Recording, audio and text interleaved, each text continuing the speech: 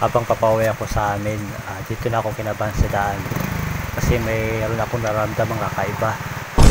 Alas 12 na ng gabi.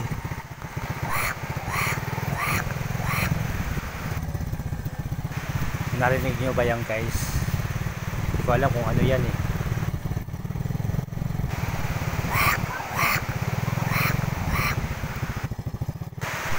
Pakiramdam ko parang nasa puno lang eh. Parang nasa likod ko lang.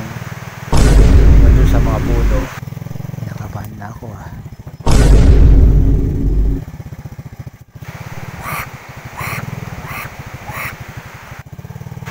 Kaya dito medyo natatarantal ako magmaneho, pero nilakasan mo lang loob ko.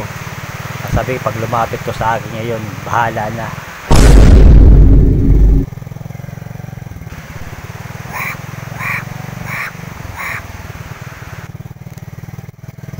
Parang palapit sa akin yung ano niya eh, tono niya ng ano niya, tunog niya.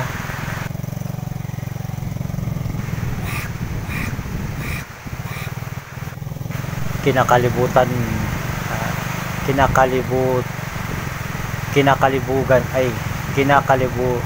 yung tumatayo ng balahibo mo. Ano bang tawag dito sa Tagalog?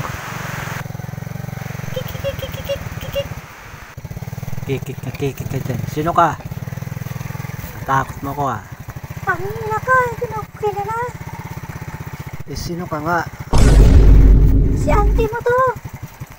Ante, ikaw pala yan. Ba't mo ako sinusundan? Mahirap sana ako ng payong. Basta ako ng ulan sa pinuntahan ko. Ba't saan ka ba galing? Saan pa ba? Siyempre nangaswam. Ay nako ante, dapat titigil mo na yan. Dahil masama yan. Kumain na lang kayo ng pagkain ng tao. Ay, hintoy.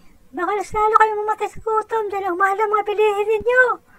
Sige, bahala ka. Pera na lang payong mo. Ante, wala ako ditong payong eh. May kapote ako dito. Magkapote ka na lang ante. Gago ka ba? Alam mo na may pakpak ako. Paano kaya masusuot? Takay, wala ko nakpayong ante. Pasensya na. Pasensya na ante, wala ko nakpayong. Hala, sige. Ayos na lang ako. Sige ante, maghinay. Masibat ka sana. Gago ka! Ay, sorry ante. Bye-bye.